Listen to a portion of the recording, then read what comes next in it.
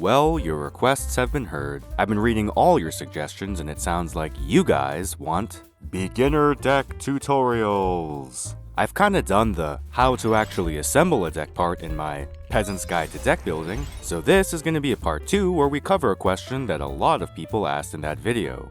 How to pick a deck you like tutorial, and how to make it your whole personality. That way, everyone can enjoy it. To be honest, this is probably one of the hardest topics there is because there's really no one-size-fits-all answer. This game is full of different kinds of players with different goals that all find fun in different ways, with decks that vary in power, playstyle, and price. And today, we're going to go over a smattering of advices of all the things you might want to look into while deck building. And for some of you, your first deck building. Hopefully I don't regret this.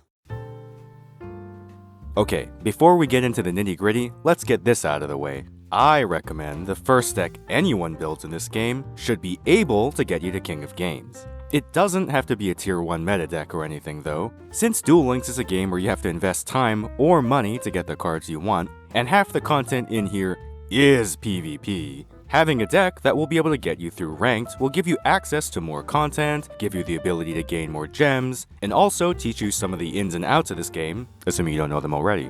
Now, this isn't saying you have to build a good deck or you have to hit King of Games all the time or anything, but if you don't build a good enough deck for it and then one day decide you want to try it, you may have to wait over a month to pull for a viable deck. And that's a pain to go through, so you might as well get it out of the way at the beginning. Now, with that said, the easiest deck to acquire, assuming they're still running it, is the Friend Campaign free deck. Basically, it's this super hard mission where you need to get a friend. Okay, now with the hard part out of the way, the two of you need to play Duel Links, and I think the one who is new enters the older player's friend code, and you can get this Blue Eyes deck. This thing is incredible. It's got all the core Blue Eyes cards, staples, and it's free! This is the answer to the easiest first deck. Okay, we can all go home now. Okay, fine, let's go over picking a deck. As Sun Tzu once said, to know what you like, you got to know what you like. Or something like that. Which is to say that to know what kind of deck you'll like, you have to know yourself. Wait, hang on, maybe you're a girl. There we go. And the most important thing about yourself is how you have fun. Because if you're playing a game and you're not having fun, you're probably doing it wrong. So I like to watch a lot of game design content for things like Pokemon or Magic, or why this fucking flashlight is broken. And one of the concepts you guys may have already seen is the concept of the 3 types of gamers. Thanks, Golden Owl. I'm not going to go too deep into this because I'm not going to be able to explain it better than Mark Rosewater. But simply put, there's 3 genres of players that are categorized, not by their skill level, but by how they extract their fun. And you need to figure out what combo of them you are. Gamer type 1s are lovingly called Timmies. Yes, they have names. Now, all the little Timmy jokes over the years have made people think that these are like only children or something, but that's not true at all. Timmies are people who find fun in how a game makes them feel. Whether this is enjoying the story mode, or the little Easter eggs that pop up when you click random shit in the world, or having a deck that you really, really like, even if it's not that good. With a series like Yu-Gi-Oh! Picking up a lot of players through the anime, I think there's a little bit of Timmy in all of us. Hell, I hear him whispering in my ear every day. Gamer type 2s are called Johnnies. Johnnies find fun in how a game lets them express themselves. These guys will say things like, hey, do you think I can make a deck that locks all 6 card slots before my opponent can do anything?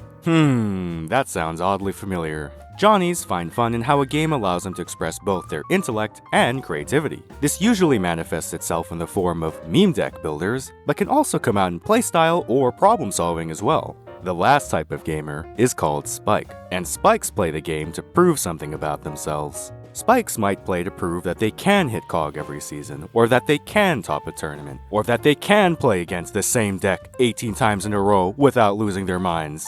If they want to do it, they'll prove it to you, and there's nothing you can do to stop them. So, how do you pick decks based on what you are? Well, if you're like most people, you're probably some fusion of these things. If you're more of a Timmy, pick whatever deck will make your heart happy.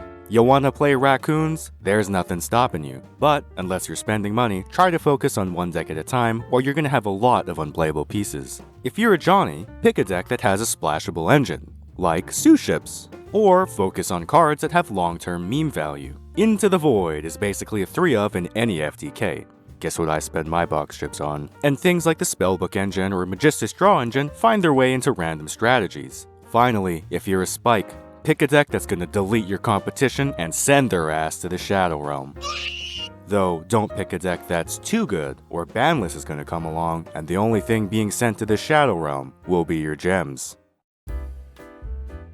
How do you like to win? Do you like to trample your opponent so hard that they can't stop you? Do you like to lock your opponents down to the point where they can't do anything?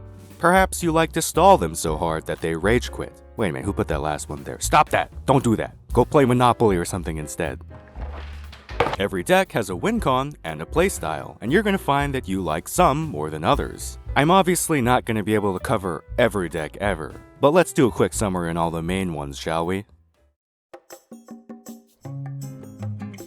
Kiseko Set 3 Pass, Graveyard Juggling, Transmigration Turbo, Control Deck, trademarked, Yugi Kaiba Love Story, Infinite Zombies, Staircase Zombies, Zombie Zombies, No Summons Allowed, fine, 1 summon allowed, Big Boy Negate, CSS Simulator, Flex Direction, Column, CSS Simulator, Flex Direction, Bad Macrocosmos, Bad at Math.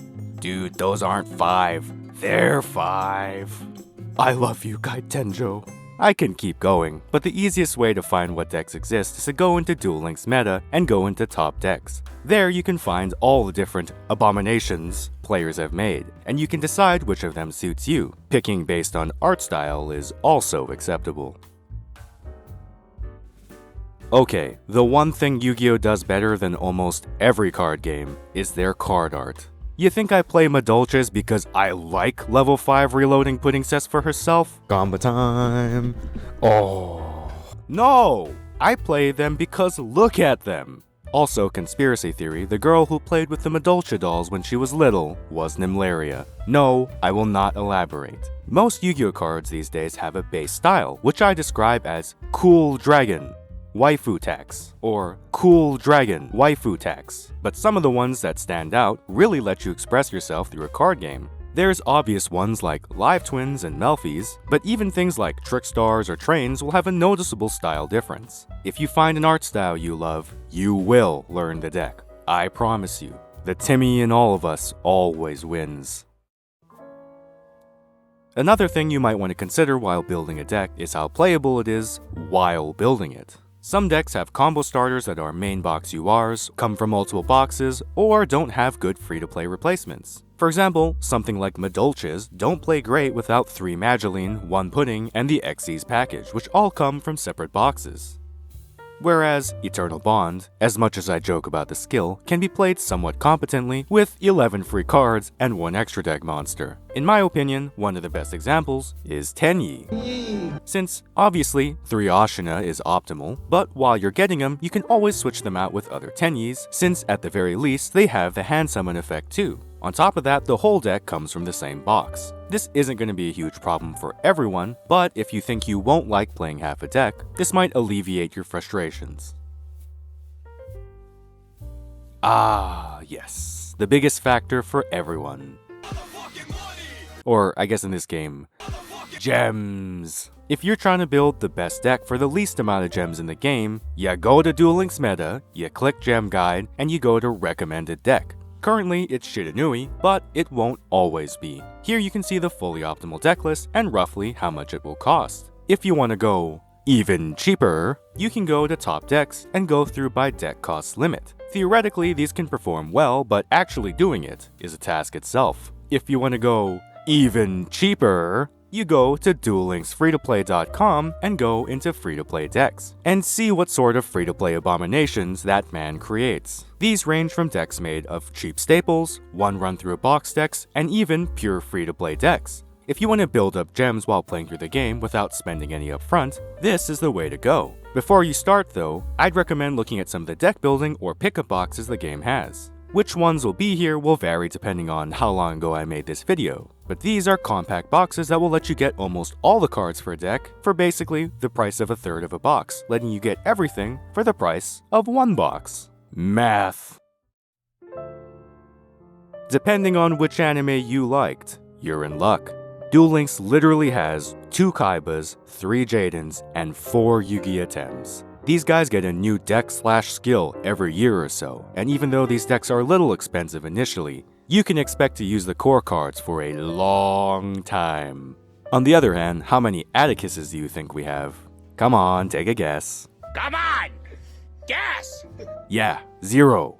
So as long as you're not going to be a fan of the wrong characters and will instead worship the Konami-approved ones, then investing in an anime deck might be right for you. God, that was a long video.